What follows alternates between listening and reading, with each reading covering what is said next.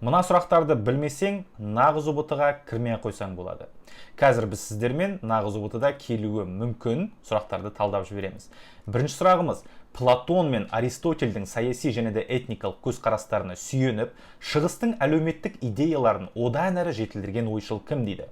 Әл-Бируни, Әл-Хорезми, Әл-Фараби, Махмуд Қашғари.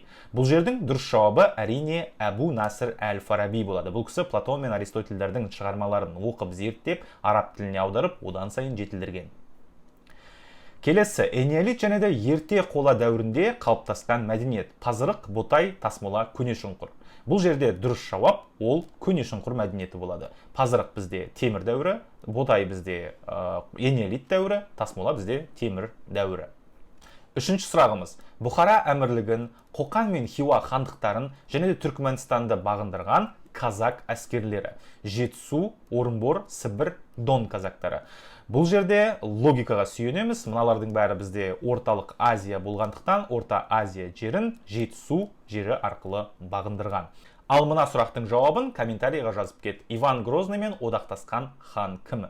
Саған бұл ақпарат пайдалы болса, достарыңмен бөліс, комментарий жаз, лайк бас, маған тіркелуді ұмытпа.